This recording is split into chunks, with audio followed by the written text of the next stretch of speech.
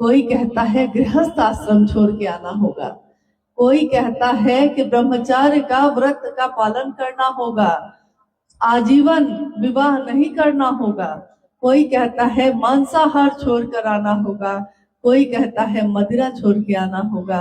यानी हर गुरु के अपने बंधन है, अपने नियम है, जो उस नियम के अंतर्गत आते हैं, जो उस बंधन से बन के आते हैं, वो शरीरधारी गुरु उसको शिव की तरफ ले जा सकता है।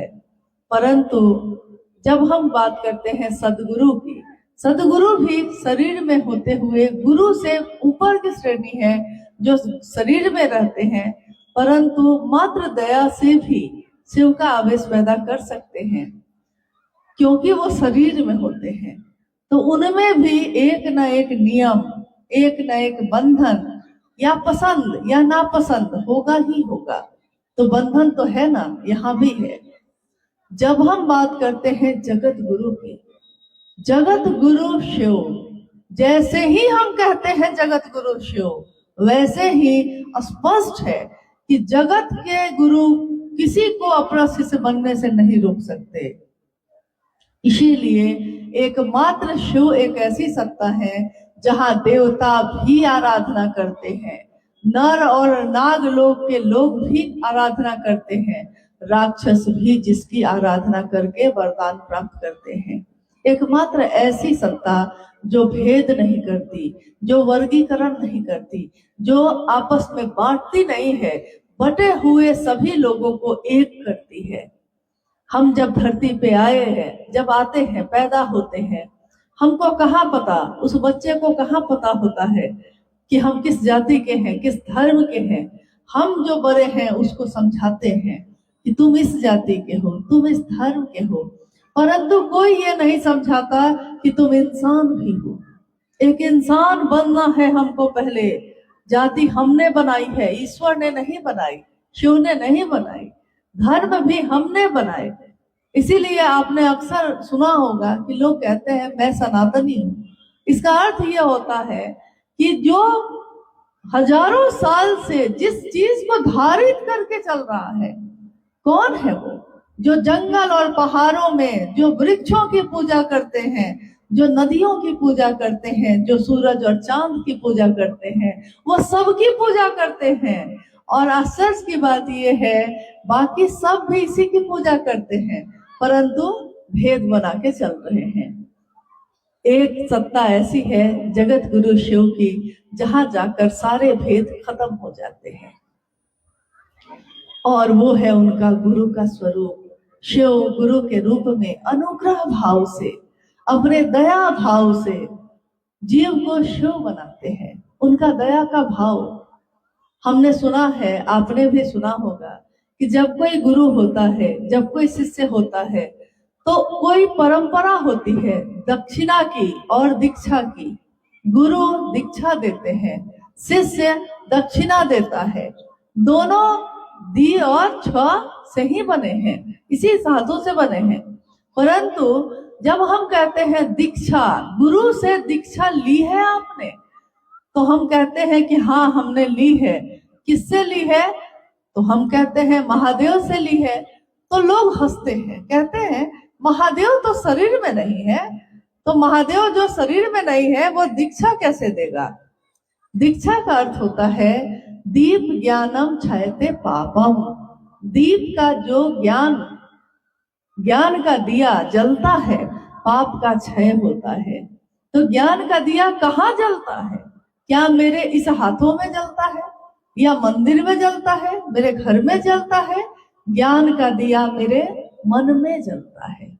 तो ज्ञान का दिया जब मन में जलता है तो पाप का क्षय अपने आप होता है, यानी अंधेरे का। आपने कभी सुना है किसी दुकान में टॉर्च मिलता हो अंधेरे का? टॉर्च बिकता है मतलब कि रोशनी लाने के लिए। कोई बल्ब जला है अंधेरा लाने के लिए? नहीं, अंधेरा है, बल्ब जलाया है हमने रोशनी लाने के लिए।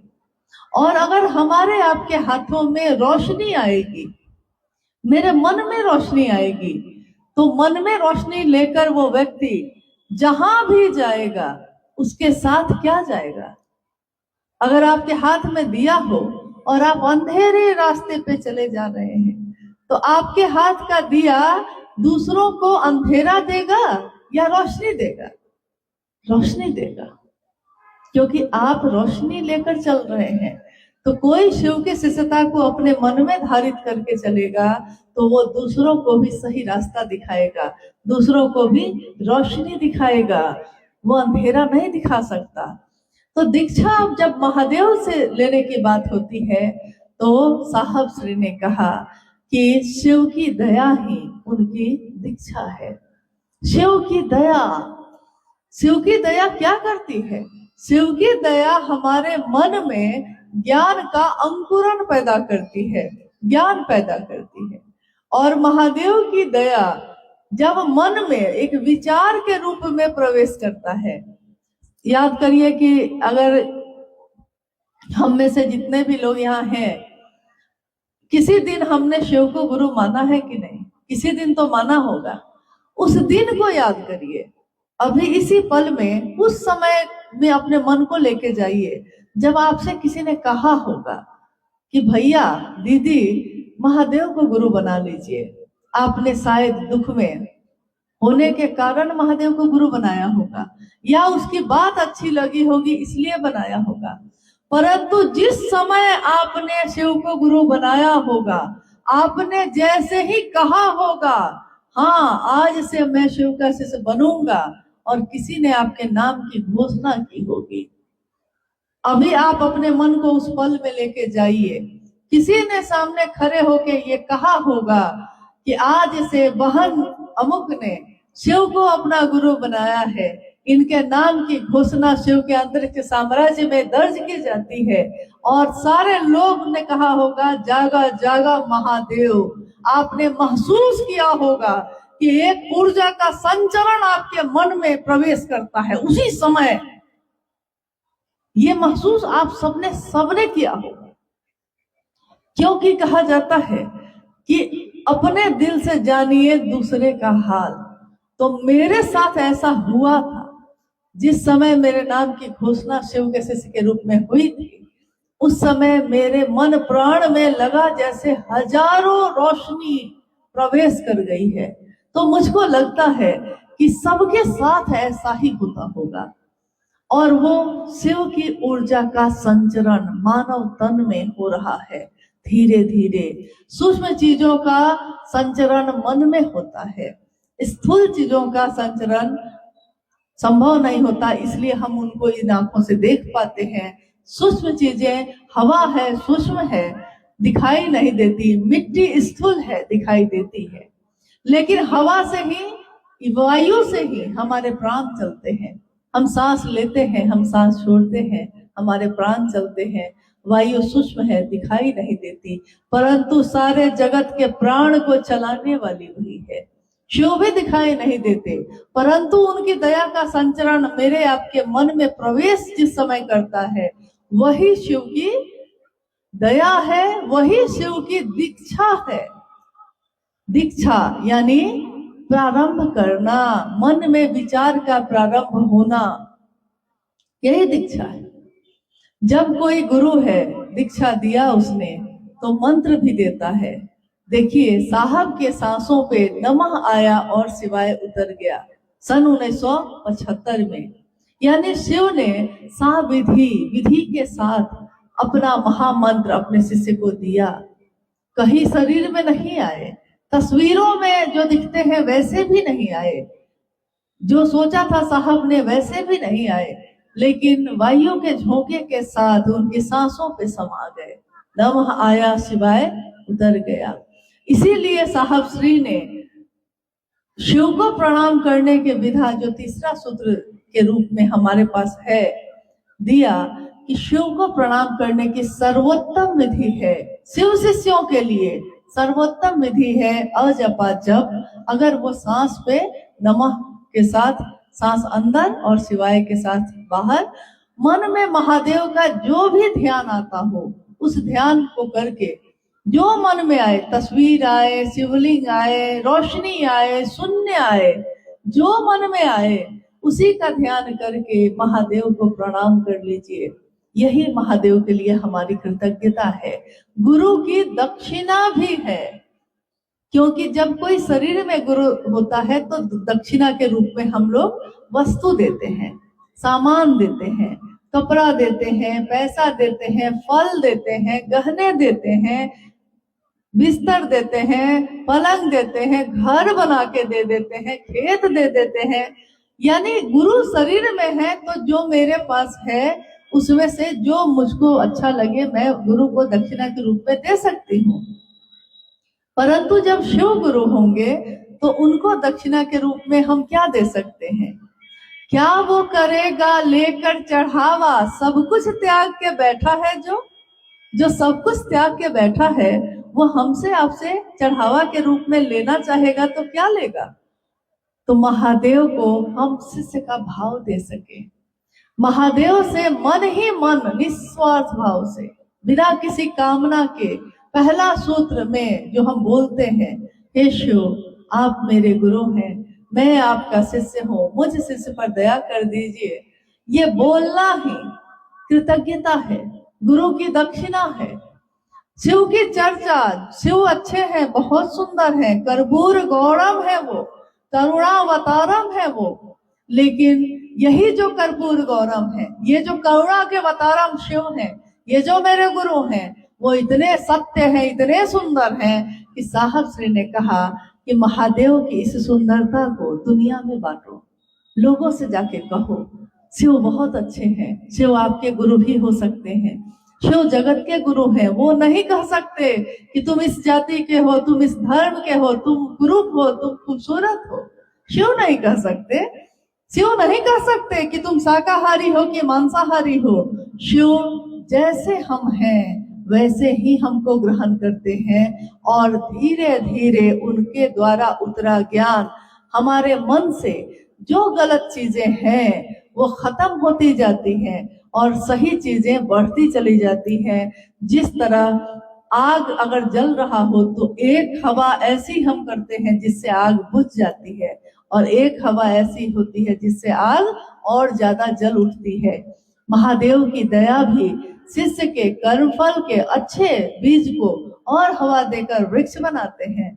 बुरे जो कर्म है, कर्मफल भोगने की बाध्यता है, उसको उन्हीं की दया दग्ध करती है और भोगने की व्यवस्था का संहार भी करती है।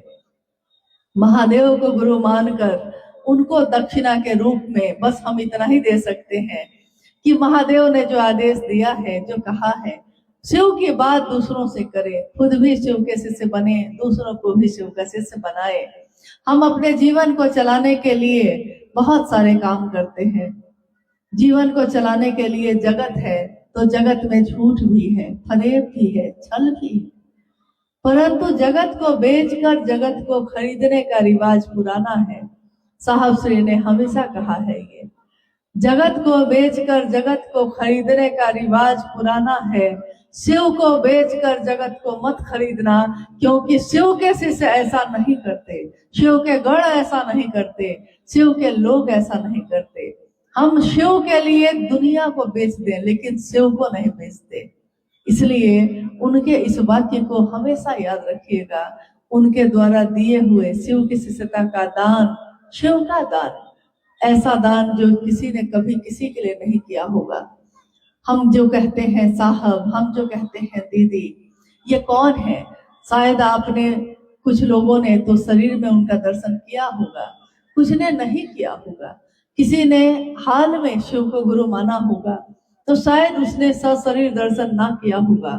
लेकिन शिव के शिष्य साहब एक ही व्यक्ति को कहते हैं, वरेण्य गुरु भ्राता साहब श्री हरिदानंद जी। इसके अलावा हमारे वरेण्य और कोई दूसरे नहीं हो सकते। हम दीदी नीलम आनंद को पुकारते हैं। हम सबकी दीदी माँ एक ही है, माँ नीलम आनंद। और ये दोनों वो हैं जिन्होंने शिव शिष्य बनने में हमारी मदद की। महादेव तो थे ही, दुनिया तो थी ही, लेकिन महादेव का शिष्य हम कैसे बन सकते हैं ये बताने वाला कोई नहीं था। महादेव की पूजा हो रही थी, महादेव के महामृत्युंजय मंत्र का जप हो रहा था, महादेव के अनेक रूपों का दर्शन दुनिया करके चमत्कृत हो रही थी, परंतु महादेव मेरे दिल में भी स्थापित हो सकता है, ये बात हमको किसी ने नहीं बताई। सबने तो यही कहा कि महादेव की स्थापना मंदिर में होगी, लेकिन मंदिर के साथ साथ महादेव की स्थापना दिल में भी होगी, ये बात साहब और दीदी ने बताई है।